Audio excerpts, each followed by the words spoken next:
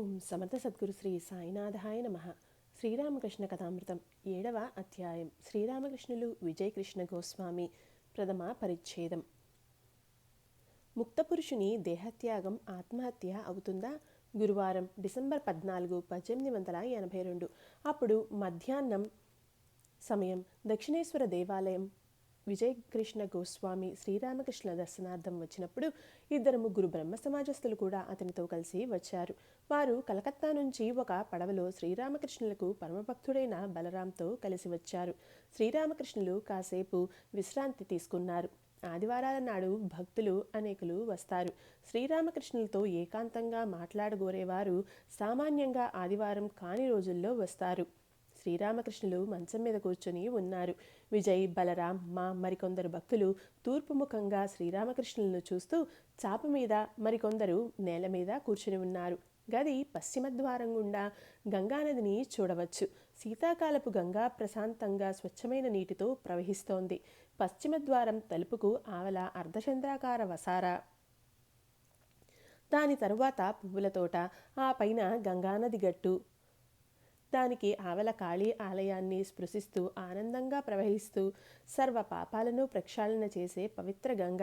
శీతాకాలం కావడం చేత అందరూ ఉన్నిసాలువులు కప్పుకొని ఉన్నారు. విజయ్ కడుపు నొప్పితో బాధపడుతున్నాడు. తనతో కూడా సీసాలో ఔషధం తెచ్చుకున్నాడు. కాలానుగుణంగా ఔషధం పుచ్చుకుంటాడు. విజయ్ సాధారణ బ్రహ్మ సమాజంలో జీతం పుచ్చుకునే ఆచార్యుడు. సమాజపు వేదిక పైకెక్కి ఉపన్యాసాలు ఇవ్వటం అతని పని. ప్రస్తుతం బ్రహ్మ సమాజపు పలు సిద్ధాంతాలతో అతడికి అభిప్రాయ భేదాలు ఏర్పడి ఉన్నాయి. కానీ ఏం చేయగలడు? జీతం పుచ్చుకొని పనిచేసే అతడికి తన అభిప్రాయాలను వ్యక్తం చేయటానికో ఇచ్ఛానుసారం ప్రవర్తించటానికో వీలు లేదు. విజయ్ కులీన వంశానికి చెందినవాడు. అద్వైత గోస్వామి వంశజుడు. అద్వైత గోస్వామి ఒక జ్ఞాని. ఆయన నిరాకార పరబ్రహ్మాన్ని ధ్యానించేవాడు. శ్రీ చైతన్య మహాప్రభువుల సన్నిహిత సహచరులలో ఒకడు ఆయన. హరి ప్రేమోన్మాదంలో తనను మరిచి నాట్యం చేసేవాడు. అలా నాట్యం చేసేటప్పుడు ధరించిన వస్త్రం జారిపోతున్నా కూడా ఆయనకు ఆ స్పృహే ఉండేది కాదు. విజయ్ నిరాకార పరబ్రహ్మాన్ని ధ్యానిస్తూ వచ్చాడు. అయితే మహాభక్తుడైన అద్వైత గోస్వామి రక్తం అతడి నరనరాల్లో ప్రవహిస్తోంది కదా. కనుకనే అతడిలోని హరిప్రేమ అనే బీజం మొలకెత్తడానికి సిద్ధంగా ఉంది. అవకాశం కోసం ఎదురు చూస్తూ ఉంది, అంతే. అందుచేతనే అతడు దేవతలకు కూడా కానరాని శ్రీరామకృష్ణుల హరిప్రేమ దైవోన్మత్త స్థితిని గాంచి దానిలో తనను మరిచిపోయాడు. పాము ఎలా మంత్రగాడి మంత్రానికి ముగ్ధమై అతడి పక్కనే పడి ఉంటుందో అదేవిధంగా విజయ్ కూడా పరమహంస దేవుల వచనామృతాన్ని గ్రోలి దానిలోనే తనను విస్మరించి ఆయన పక్కనే కూర్చుని ఉంటాడు. ఆయన హరిప్రేమలో మునిగిపోయి బాలుని వలె నాట్యం చేసేటప్పుడు ఆయనతో కలిసి నాట్యం చేస్తాడు. అరియాదాహ అనగా దక్షిణేశ్వరానికి పక్కనున్న ఒక గ్రామంలో నివసిస్తున్న విష్ణు అనే బాలుడు ఇటీవల కత్తితో గొంతు కోసుకొని ఆత్మహత్య చేసుకున్న విషయం ప్రస్తావనలోకి వచ్చింది. శ్రీరామకృష్ణులు విజయాది భక్తులతో ఆ బాలుడు దేహత్యాగం చేశాడన్న వార్త విన్నప్పుడు నేను ఎంతో బాధపడ్డాను. అతడు ఒక పాఠశాలలో చదువుకునేవాడు. ఇక్కడకు తరచూ వస్తూ ఉండేవాడు. ఈ లౌకిక జీవితం తనకు రుచించదని తరచూ చెప్పుకునేవాడు. అతడు ఎవరో బంధువులతో పశ్చిమ ప్రాంతాల్లో, బెంగాల్కు పశ్చిమంగా అంటే ఉత్తరప్రదేశ్, పంజాబ్ ప్రాంతాలు కొద్ది రోజులు నివసించాడు. ఆ సమయంలో మైదానాలలో, కొండలలో, అడవులలో సర్వదా ఏకాంతంగా కూర్చొని ధ్యానం చేసేవాడు. అనేక దైవస్వరూపాల దర్శనం తనకు కలిగినవని నాతో చెప్పాడు. బహుశా ఇదే అతడి చివరి జన్మ అయి ఉంటుంది. గత జన్మలోని దాదాపు అన్ని కర్మలు అతడు పూర్తి చేసుకుని ఉంటాడు. కొద్దిగా మిగిలిన కర్మ ఈ జన్మలో పూర్తి చేసి ఉంటాడు. పూర్వజన్మ సంస్కారాలు సంక్రమిస్తాయని ఒప్పుకోవలసిందే. శవసాధన అనుష్ఠించిన వ్యక్తి కథ ఒకటి ఉంది. ఒక వ్యక్తి కీకారణ్యంలో దేవిని ఆరాధిస్తూ శవసాధన ప్రారంభించాడు. మొదట్లో అతడికి అనేక భయానక దృశ్యాలు గోచరించాయి. చివరకు ఒక పెద్ద పులి అతడి మీద పడి చంపేసింది. ఆ సమయంలో ఆ దారిన పోతున్న మరొక వ్యక్తి పులిని చూసి గబాలున ఒక చెట్టుపైకి ఎక్కేశాడు. పులి వెళ్ళిపోయాక ఆ వ్యక్తి చెట్టు దిగి పూజకై సరంజామా అంతా సిద్ధంగా ఉండటం చూశాడు. ఆచమనం చేసి శవం మీద ఆసీనుడైనాడు. ఒకంతసేపు జపం చేయటంతోనే దేవి ప్రత్యక్షమై ఇలా పలికింది. నాయనా, నీ పట్ల నేను ప్రసన్నురాలనైనాను. నా నుంచి ఏదైనా వరం కోరుకో. దేవి పాదపద్మాలకు సాష్టాంగ నమస్కారం చేసి అతడు ఇలా అన్నాడు. తల్లి, నిన్నొక ప్రశ్న అడగవచ్చునా? ఈ నీ ప్రవర్తన నన్ను అద్భుతంలో ముంచి అవాక్కుని చేసింది. ఆ వ్యక్తి ఎంతో శ్రమ కూర్చి పూజోపకరణాలను సేకరించి నిన్ను ఎన్నో రోజులుగా ఆరాధిస్తున్నాడు. కానీ అతడి పట్ల నీ దయ ప్రసరించలేదు. నేను భజనహీనుడను, సాధనహీనుడను, జ్ఞానహీనుడను, భక్తిహీనుడను, నీ ఉపాసనా విధులేవి తెలియని వాడను. అటువంటిది నేను నీ దయకు ఇంత పాత్రుడను అవుతున్నానే. దేవి చిరుదరహాసంతో ఇలా పలికింది. కుమారా, నీ గత జన్మల స్మృతి నీకు లేదు. పెక్కు జన్మలుగా జపతపాలతో నన్ను ఉపాసించి ఉన్నావు. ఆ తపోబలం కారణంగా అప్రయత్నంగానే నీకు ఈ అవకాశం కలిగింది. నా దర్శన భాగ్యం పొందగలిగావు. ఇప్పుడు ఏం వరం కావాలో కోరుకో. శవసాధన అనగా శవాన్ని ఆసనంగా చేసుకుని దాని మీద కూర్చొని చేసే తాంత్రిక సాధన. ఒక భక్తుడు ఆ అబ్బాయి ఆత్మహత్య చేసుకున్నాడని విని భయం వేస్తోంది. శ్రీరామకృష్ణులు, ఆత్మహత్య మహాపాపం. ఆత్మహత్య చేసుకున్న వ్యక్తి మళ్ళీ మళ్ళీ జన్మలెత్తి ఈ లోకంలో బాధలు అనుభవించాలి. కానీ భగవత్ సాక్షాత్కారానంతరం ఒక వ్యక్తి దేహత్యాగం చేసుకుంటే దానిని ఆత్మహత్య అని చెప్పరాదు. ఆ రీతిలో దేహత్యాగం చేసుకొనటంలో దోషం ఏమీ ఉండదు. లబ్ధి తదనంతరం కొందరు శరీరాన్ని చాలించుకుంటారు. మట్టి మూసలు బంగారు ప్రతిమ రూపొందాక ఆ మూసను పదిలపరుచుకోవచ్చు, లేదా విరగ్గొట్టి పారయ్యను వచ్చు. చాలా సంవత్సరాల క్రితం సుమారు 20 ఏళ్ల యువకుడొకడు బారానగర్ నుండి దక్షిణేశ్వరానికి వస్తూ ఉండేవాడు. అతడి పేరు గోపాల్ సేన్. ఇక్కడకు వచ్చేటప్పుడు అతడు తీవ్ర భావపారవస్యం పొందేవాడు. ఆ భావపారవస్యంలో అతడు కిందపడి కాళ్ళు విరగొట్టుకుంటాడేమోనని భయంతో హృదయ్ అతడికి ఆసరాగా నిలబడేవాడు. ఇలా ఉండగా అతడు ఒకరోజు నా కాళ్ళు స్పృశించి ఇలా అన్నాడు. మహాశయ, ఇక మీదట మీ దర్శనార్థం నేను రాలేను. అందుకే మీ నుంచి సెలవు పుచ్చుకుంటున్నాను. కొన్ని రోజుల తర్వాత అతడు శరీర త్యాగం చేశాడని నాకు తెలిసింది. ద్వితీయ పరిచ్ఛేదం. 4 రకాల జీవులు. కామినీ కాంచనాలు బద్ధజీవుల లక్షణాలు. శ్రీరామకృష్ణులు, బద్ధులు, ముముక్షువులు, ముక్తులు, నిత్యముక్తులు అనే 4 తరగతులుగా జీవులను వర్గీకరించవచ్చు. ఈ సంసారం చేపవల వంటిది. జీవులు చేపలు. ఎవరి మాయతో ఈ సంసారం సృజింపబడిందో ఆ భగవంతుడు జాలరి. జాలరి వలలో చేపలు పడినప్పుడు కొన్ని చేపలు వలను కొరికి తప్పించుకోవడానికి ప్రయత్నిస్తాయి. అటువంటి వారినే ముముక్షువులు అంటారు. అయితే తప్పించుకోవడానికి ప్రయత్నిస్తున్న చేపలు అన్నీ తప్పించుకోలేవు. వాటిలో కేవలం 3-4 మాత్రమే వల నుండి బయటకు గెంతి తప్పించుకోగలవు. అప్పుడు జనం అదిగో ఓ పెద్ద చేప తప్పించుకుంటోంది అంటారు. అదేవిధంగా 3-4 మాత్రమే జీవన్ముక్త స్థితిని పొందుతారు. వీరిని ముక్త జీవులు అంటారు. కొన్ని చేపలు ఎంతో జాగ్రత్త వహించి ఎప్పటికీ వలలో చిక్కుకోవు. నారదాది పురుషులు ఎన్నటికీ ఈ సంసార జాలంలో చిక్కుకోరు. ఈ కోవకు చెందిన వారిని నిత్యముక్తులు అంటారు. కానీ చేపలలో అత్యధికాంశం వలలో చిక్కుకుంటాయి. వాటికి వలను గురించి, ఆసన్నమవుతున్న చావు గురించి ఎరుకే ఉండదు. అవి ఆ వలలోనే క్రీడిస్తూ వలలోనే ఇంకా లోతుకుపోయి బురదలో దాక్కోవడానికి ప్రయత్నిస్తాయి. తప్పించుకోవటానికి కనీస ప్రయత్నమన్నా చేయవు. పైగా మరింతగా బురదలో కూరుకుపోవటానికే యత్నిస్తాయి. ఈ చేపలు బద్ధజీవుల వంటివి. అవి ఇంకా వలలోనే ఉన్నప్పటికీ తాము సురక్షితంగా ఉన్నామని భావిస్తాయి. భ్రష్టత అనే రొంపిలో పూర్తిగా కూరుకుపోయి బద్ధజీవి కామినీ కాంచనాలలోనే మునిగిపోయి ఉంటాడు. అయినప్పటికీ అతగాడు తాను ఆనందంగా సురక్షితంగా ఉన్నాను అని భావిస్తాడు. ముముక్షువులు, ముక్తజీవులు సంసారాన్ని పాపకూపంగానే చూస్తారు. వారికి సంసారం రుచించదు. అందుచేతనే జ్ఞానలబ్ధి పొందాక ఆత్మసాక్షాత్కారానంతరం వారు శరీరాన్ని చాలిస్తారు.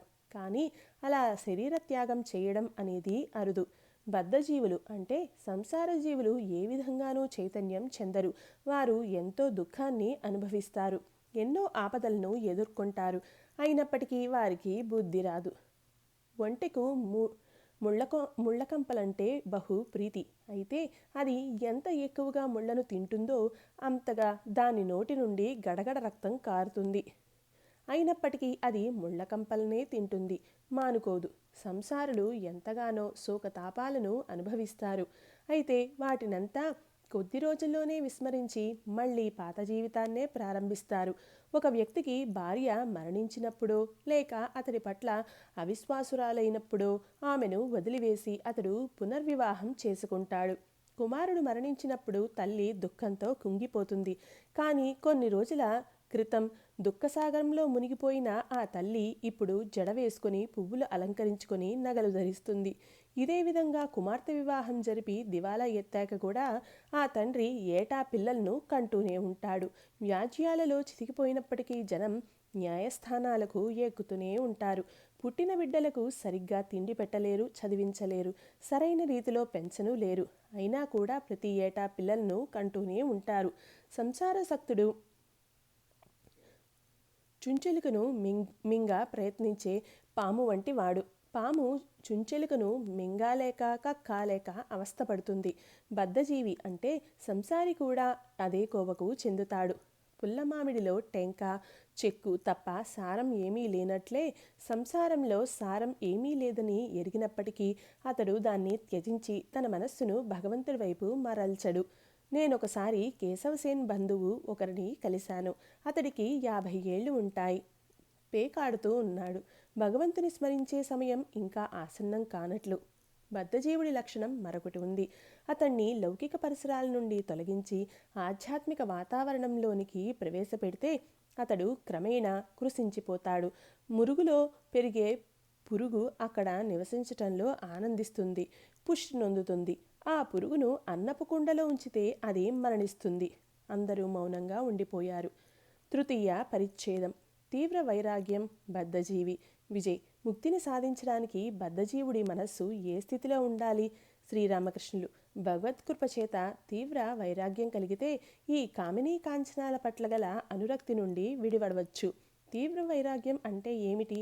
మంద వైరాగ్యం ఉన్న వ్యక్తి సరే, జరగవలసింది ఏమిటో జరుగుతుంది, భగవన్నామ స్మరణ చేస్తూ ఉంటే చాలు అంటాడు.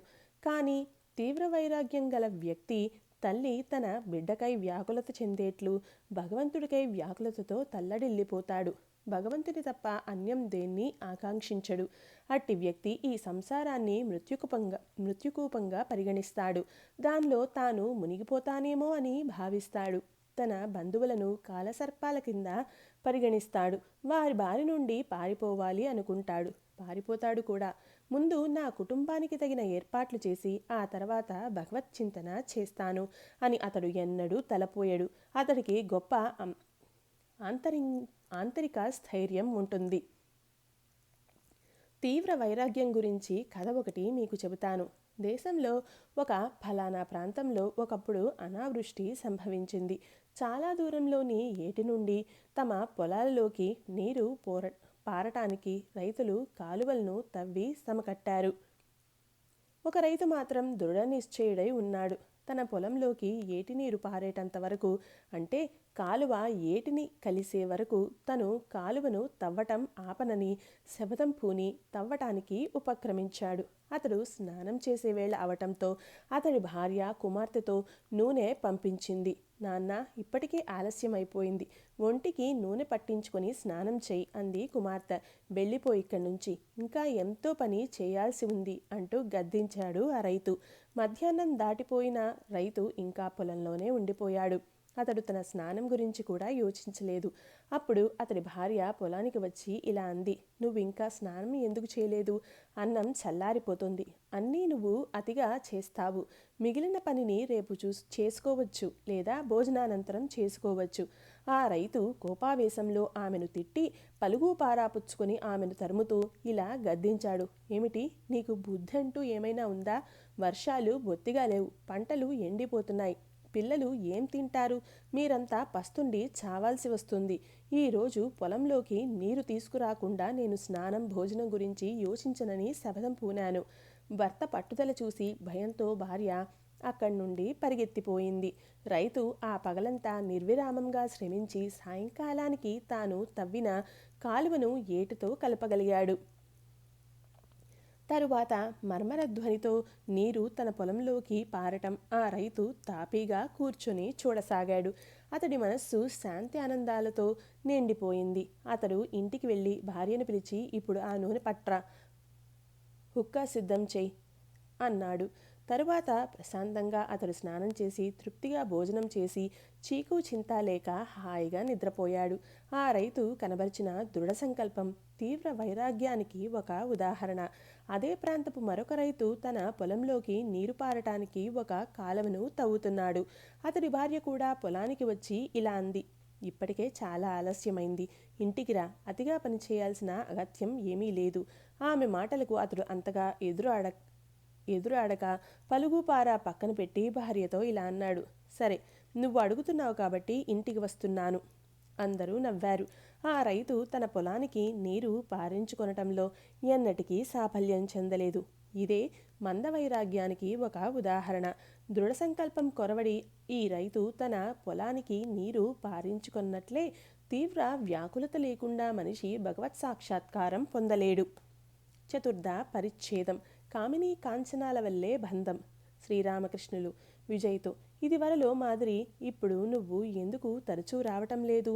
విజయ్, ఇక్కడకు రావాలనే అభిలాష ఉంది, కానీ నేను స్వతంత్రుణ్ణి కాను, బ్రహ్మ సమాజంలో పనికి కుదిరాను కదా. శ్రీరామకృష్ణులు, కామినీ కాంచనాలే జీవుణ్ణి బద్ధుని చేసి అతడి స్వేచ్ఛను హరించి వేస్తాయి. కామం కారణంగానే కాంచనం అనగా ధనం ఆవశ్యకత కలుగుతుంది. అందుచేతనే మరొకరికి బానిస అవటం జరుగుతుంది. తత్ఫలితంగా అతడు తన స్వతంత్రాన్ని కోల్పోతాడు. ఆ తర్వాత తన ఇచ్ఛానుసారం ప్రవర్తించలేడు. జైపూరులోని గోవిందజీ ఆలయ పూజారులు మొదట్లో అవివాహితులుగా ఉండేవారు. ఆ సమయంలో వారు మంచి తేజస్సులై భాసిల్లారు. ఇలా ఉండగా ఒక సందర్భంలో జైపూర్ రాజు వారిని తన వద్దకు రమ్మని కబురు పంపాడు. కానీ వారు రాజు కబురును పట్టించుకోకపోగా ఆ కబురు తెచ్చిన వ్యక్తితో, ఆ రాజునే వచ్చి మమ్మల్ని కలుసుకోమను అని జవాబు చెప్పారు. రాజు మంత్రులతో సంప్రదించి ఆ పూజారులకు వివాహాలు చేయించాడు. ఆనాటి నుండి రాజు ఆ పూజారుల కోసం కబురు పంపవలసిన అగత్యం ఏర్పడలేదు. పూజారులే తమకు తామై రాజు వద్దకు వచ్చి ఇలా అనేవారు, మహారాజా, తమరిని ఆశీర్వదించే నిమిత్తం వచ్చాం. ఆలయంలో పూజించిన పుష్పాలు ఇవిగో, దయతో స్వీకరించండి. అప్పటి నుండి ఏదో ఒక కార్యార్థం, గృహ నిర్మాణానికి, పిల్లల అన్నప్రాసనకు, అక్షరాభ్యాసానికి అంటూ ధనం అవసరమై ఆ పూజారులు రాజభవనానికి సదా రాసాగారు. 1200 మంది వైష్ణవ సన్యాసులు, 1300 మంది సన్యాసినులు గురించిన ఒక కథ ఉంది. నిత్యానంద గోస్వామి తనయుడైన వీరభద్రుడికి 1300 మంది సన్యాస శిష్యులు ఉండేవారు. ఆ శిష్యులు గొప్ప ఆధ్యాత్మిక శక్తిని సంతరించుకున్నారు. అది గురువుకు భయహేతువైనది. అతడు ఇలా ఆలోచించాడు, నా శిష్యులు గొప్ప ఆధ్యాత్మిక శక్తులను సముపార్జించుకున్నారు. వీరు జనానికి ఏం చెబితే అది జరిగి తీరుతుంది. వీరు ఎక్కడకు వెళ్ళినా భయం కలిగించే పరిస్థితులు కల్పిస్తున్నారు. ఎందుకంటే నేరక వీరిని ఉల్లంఘించిన జనులకు దుఃఖం వాటిల్లుతుంది. ఈ విధంగా ఆలోచించి వీరభద్రుడు ఆ శిష్యులను తన వద్దకు పిలిపించి, గంగా తీరంలో మీ సంధ్యావందనాది కార్యక్రమాలను పూర్తి చేసుకుని నన్ను వచ్చి కలుసుకోండి అని వారితో చెప్పాడు. ఈ శిష్యులు ఉన్నత ఆధ్యాత్మిక ప్రవృత్తి కలవారు. వీరు ధ్యానం చేస్తూ సమాధి స్థితిని పొందేవారు. నది పోటు సమయంలో వీరి తలలు మీదుగా నీరు ప్రవహించటం కానీ, తర్వాత నదిపాటు కాలంలో ఆ నీరు వెనక్కుపోవటం కానీ వారికి ఎరుకే ఉండేది కాదు. ఈ సందర్భంలో వీరిలో 100 మంది శిష్యులు తమను గురువు ఏం అడగబోతాడో ముందుగానే గ్రహించారు. ఆయన సమక్షానికి వెళితే ఆయన ఆజ్ఞను పాటించవలసి వస్తుంది కాబట్టి వారు అక్కడ నుండి వెంటనే కనుమరుగయ్యారు. కాబట్టి వీరు తక్కిన శిష్యులతో పాటు వీరభద్రుని వద్దకు తిరిగి వెళ్ళలేదు. తమ ధ్యాన కార్యక్రమాన్ని పూర్తి చేసుకుని తక్కిన 1200 మంది శిష్యులు గురువు సమక్షానికి వెళ్ళారు. అప్పుడు వీరభద్రుడు వారిని ఉద్దేశించి ఇలా అన్నాడు. ఈ 1300 మంది సన్యాసినులు మిమ్మల్ని సేవిస్తారు. మీరు వీరిని వివాహం చేసుకోండి. అందుకు ఆ శిష్యులు, గురువర్య, తమ ఇచ్ఛానుసారమే చేసుకుంటాం, కానీ మాలో 100 మంది వెళ్ళిపోయారు అని విన్నవించారు. నాటి నుంచి ఈ 1200 మంది శిష్యులు ప్రతి ఒక్కరికి భార్యలు ఏర్పడ్డారు. పర్యవసానంగా వారందరూ తమ ఆధ్యాత్మిక తేజాన్ని కోల్పోయారు. వారి తపోబలం అడుగంటింది. స్త్రీ సాంగత్యం వారి స్వాతంత్రాన్ని అపహరించి వారి ఆధ్యాత్మికతను హరించి వేసింది. విజయ్తో ఇతరుల వద్ద పనికి కుదురుకున్నందున నువ్వు ఎంతగా దిగజారిపోయావో నీకే తెలిసి ఉంటుంది. మళ్ళీ విశ్వవిద్యాలయ పట్టాలు అనేకం పుచ్చుకున్న వ్యక్తులు, ఆంగ్ల విద్యా విధానంలో పండితులైన వారు ఆంగ్లేయుల వద్ద కొలువులో చేరి అనుదినం వారి చెప్పుల కింద కుక్కిన పేనుల్లా పడి ఉండటం చూస్తూనే ఉన్నాం. దీనికంతటికీ కామమే ఏకైక కారణం. వీరు వివాహం చేసుకుని భార్యాపిల్లలతో సుఖప్రద సంసారాన్ని నెలకొల్పుతారు. ఎంతగా గింజుకున్నా ఇప్పుడు వారు వెనక్కు వెళ్ళలేరు. ఇందువల్లనే బానిసలై ఈ అవమానాలు, తిరస్కృతులు, బాధలు సహిస్తూ ఉండటం. భగవద్దర్శనానంతరం స్త్రీని మాతృభావంతో పూజించడం. తీవ్ర వైరాగ్యం ద్వారా భగవత్ సాక్షాత్కారం పొందిన తర్వాత ఆ వ్యక్తికి స్త్రీ పట్ల అనురక్తి ఉండదు. గృహస్థ జీవితాన్ని గడుపుతూ ఉన్నప్పటికీ అతడు కామినీ బంధం నుంచి బహిర్రహితుడు అవుతాడు. 2 అయస్కాంతాలు, ఒకటి పెద్దది, రెండవది చిన్నది ఉన్నాయనుకోండి. వీటిలో ఇనుమును ఏది ఆకర్షిస్తుంది? ఖచ్చితంగా పెద్దదే. భగవంతుడే ఆ పెద్ద అయస్కాంతం. ఆయనతో పోల్చినప్పుడు కామిని చిన్న అయస్కాంతం. అటువంటప్పుడు కామిని ఏం చేయగలదు? ఒక భక్తుడు, మహాశయ, అటువంటప్పుడు మేం స్త్రీని ద్వేషించాలా? శ్రీరామకృష్ణులు: భగవత్ సాక్షాత్కారం పొందిన వ్యక్తి స్త్రీని భోగదృష్టితో కాంచడు కనుక ఆమెను గురించి భయపడడు. అతడు స్త్రీలనందరినీ యథార్థంగా జగజ్జనని అంశాలుగా చూస్తాడు. అందుకనే అమ్మా అంటూ వారినందరినీ పూజిస్తాడు. విజయ్తో అప్పుడప్పుడు ఇక్కడకు వస్తూ ఉండు. నిన్ను చూడాలని ఎంతగానో అభిలషిస్తూ ఉంటాను. పంచమ పరిచ్ఛేదం. భగవదాదేశం పొందిన వ్యక్తే నిజమైన ప్రబోధకుడు. విజయ్: బ్రహ్మ సమాజంలో అనేక విధులు నిర్వర్తించారు. అందుచేతనే ఎల్లప్పుడూ ఇక్కడకు రాలేకున్నాను. వీలు ఉన్నప్పుడల్లా మీ దర్శనార్థం వస్తూ ఉంటాను. శ్రీరామకృష్ణులు విజయ్తో: ఇలా చూడు, మతాచార్యుడి కార్యభారం నిజానికి ఎంతో సంక్లిష్టమైనది. భగవంతుడి నుండి ఆదేశం పొందకుండా ఎవరూ ఎవరికి ఉపదేశించరాదు. అలాంటి ఆదేశం లేకుండా ఉపదేశం ఇస్తే జనం పట్టించుకోరు. ఇటువంటి ఉపదేశానికి ఎలాంటి శక్తి ఉండదు. ఆధ్యాత్మిక సాధనలు లేక తదితర మార్గాల ద్వారా ముందుగా భగవల్లబ్ధి పొందాలి. ఆ విధంగా భగవంతుడి నుండి ఆదేశం పొందాక లెక్చర్లు ఇవ్వవచ్చు. కామార్పుకూర్లో ఒక కొలను ఉంది. దాని పేరు హల్దర్పుకూర్.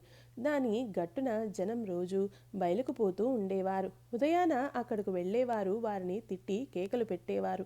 కానీ ఆ కేకల వల్ల ఏ ప్రయోజనమూ లేకపోయింది. మర్నాడు అదే కథ.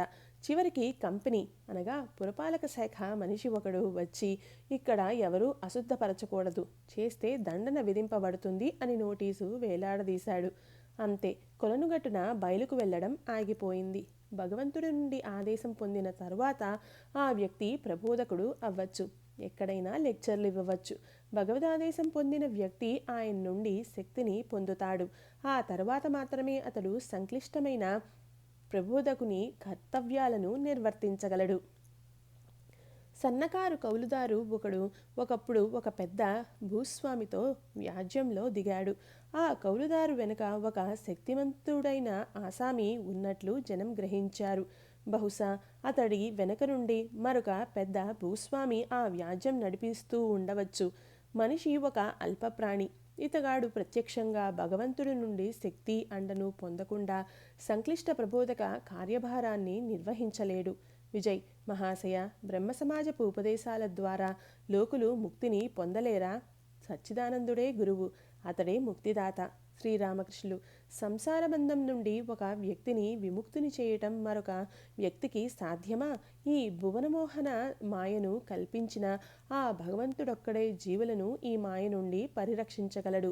సచ్చిదానంద గురువు శరణ్యమే తప్ప మరొక ఉపాయం లేదు.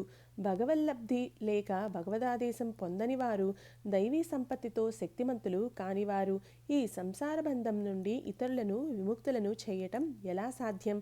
నేను ఒకరోజు పంచవటి గుండా సరుగుడు తోపు వైపు పోతున్నప్పుడు ఒక కప్ప దీనారావం వినవచ్చింది. అది పాము నోట పడింది అనుకున్నాను. చాలాసేపు గడిచాక నేను తిరిగి ఆ దారిన వస్తూ ఉన్నప్పుడు ఆ కప్ప భయానక దీనారావం వినవస్తూనే ఉంది. విషయం ఏమిటో చూద్దును కదా.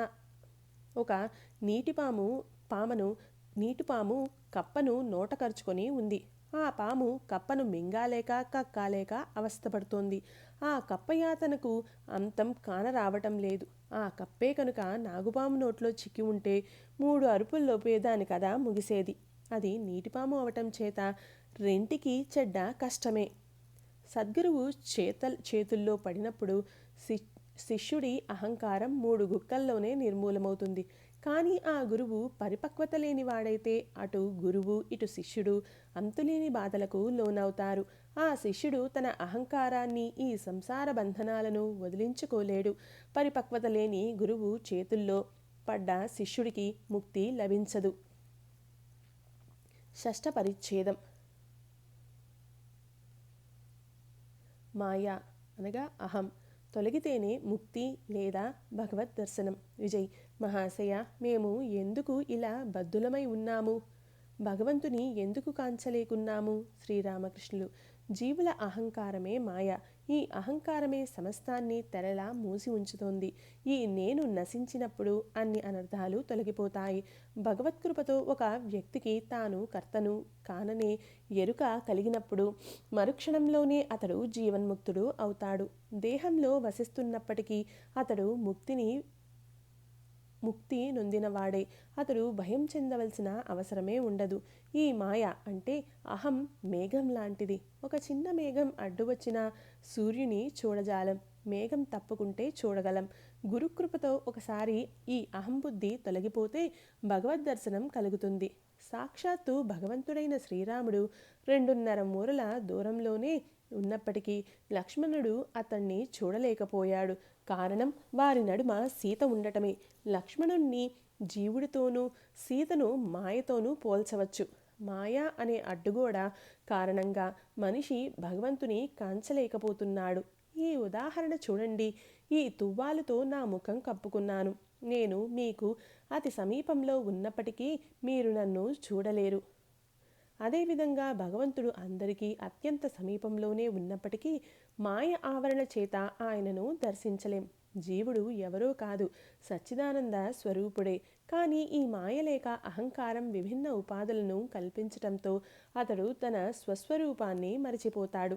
ప్రతి ఉపాధి జీవుని స్వభావాన్ని మార్చివేస్తోంది. అతడు చక్కని నల్ల అంచు దోవతిని ధరించితే వెంటనే అతడు నిదుబాబు ప్రేమగీతాలు కూనిరాగం తీస్తూ ఉండటం నువ్వు గమనించవచ్చు. తర్వాత పేకాడుతూ ఉండటం, వ్యాహ్యాలకి వెళ్ళినప్పుడు చేతిలో ఊతకర్ర కూడా చూడవచ్చు. ఒక జబ్బు మనిషి కూడా ఎత్తుమడమల బూట్లు ధరిస్తే అతగాడు ఆంగ్లేయునిలా ఒక మెట్టు నుండి మరొక మెట్టుపై దూకుతూ ఈల వేసుకుంటూ మేడమెట్లు ఎక్కుతాడు. ఒక వ్యక్తి కలాన్ని చేత పుచ్చుకున్నాడు అంటే కనపడ్డ కాగితం మీదల్లా గిలికి రాస్తాడు. కలం శక్తి అంతటిది. ధనం కూడా ఒక గొప్ప ఉపాధియే. ధనం మనిషిలో కొట్టొచ్చిన మార్పును తెస్తుంది. అతడు మునుపటి వ్యక్తిగా ఉండటం జరగదు. ఒక బ్రాహ్మణుడు తరచూ ఇక్కడకు వస్తూ ఉండేవాడు. బయటికి వినమ్రంగా అగుపించేవాడు. ఒకనాడు నేను హృదయతో కలిసి కొన్నగరకు వెళ్ళటం తటస్థించింది. పడవ దిగటంతోనే గంగ ఒడ్డున కూర్చుని ఉన్న ఆ బ్రాహ్మణుణ్ణి చూశాను. అతడు స్వచ్ఛమైన గాలిని పీలుస్తూ ఆహ్లాదంలో ఉన్నాడు అనుకున్నాం. మమ్మల్ని చూస్తూ ఏమోయ్ పూజారి, కుశలమా అని అడిగాడు. అతడి కంఠస్వరంలోని మార్పును గుర్తించి నేను హృదయతో ఇలా అన్నాను, అరే హృదు, ఇతడికి ఏదో సిరి అబ్బినట్టుగా ఉంది, అందుచేతనే అలా పలుకుతున్నాడు. హృదయ్ పగలబడి నవ్వాడు.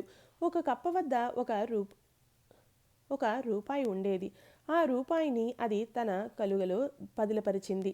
ఒకరోజు ఏనుగు ఒకటి ఆ కలుగు మీదుగా వెళ్ళసాగింది.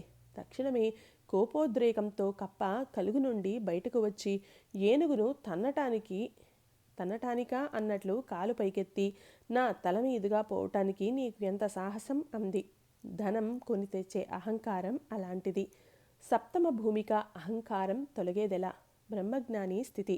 జ్ఞానోదయం అయ్యాక అహంకారం సమసిపోతుంది. జ్ఞాన సముపార్జనానంతరం మనిషి సమాధి స్థితిలోకి వెళ్తాడు. అహంకారం అదృశ్యమవుతుంది. కానీ అలాంటి జ్ఞానం లభించటం అతి దుర్లభం. మనస్సు సప్తమ భూమికను చేరుకున్నప్పుడు మనిషి సమాధి స్థితిని పొందుతాడని వేదాలలో పేర్కొనబడి ఉంది. సమాధి స్థితిలోకి ప్రవేశించేటప్పుడే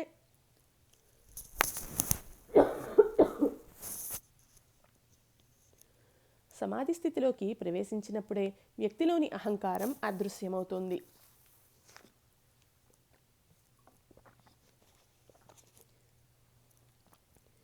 సామాన్యంగా మనస్సు ఎక్కడ వాసం చేస్తుంది?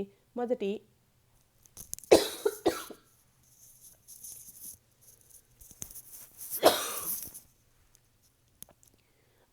3 నిమ్న భూమికలలో వసిస్తుంది. ఆపాన స్థానం, లింగం, నాభి వద్ద మొదటి 3 భూమికలు నెలకొని ఉంటాయి. మనస్సు ఈ 3 భూమికలలో వాసం చేస్తూ ఉన్నప్పుడు అది లౌకిక వ్యవహారాల్లో, కామనీ కాంచనాల్లో మునిగి ఉంటుంది.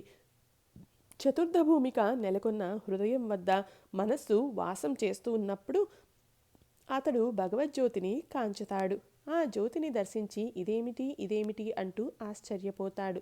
తర్వాత భూమిక కంఠం వద్ద నెలకొని ఉంటుంది. మనస్సు అక్కడ వాసం చేస్తూ ఉన్నప్పుడు అతడు కేవలం భగవద్విషయాల గురించే వినాలని, మాట్లాడాలని అభిలషిస్తాడు. మనస్సు తదుపరి భూమికను, భ్రూమధ్యాన నెలకొన్న చోటును చేరుకున్నప్పుడు అతడు సచ్చిదానంద రూపాన్ని దర్శిస్తాడు. ఆ రూపాన్ని స్పృశించి కౌగిలించుకోవాలని ఆకాంక్షిస్తాడు. కానీ అతడు అలా చేయలేకపోతాడు. లాంతరు లోపల వెలుగుతున్న జ్యోతిని చూడగలమే కానీ స్పృశించలేం కదా.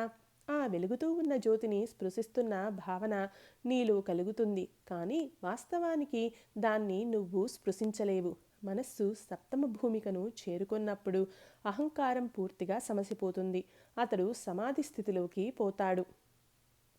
విజయ్ సప్తమ భూమికను చేరుకొని బ్రహ్మాన్ని గురించిన జ్ఞానాన్ని పొందాక మనిషి ఏం దర్శిస్తాడు? శ్రీరామకృష్ణులు.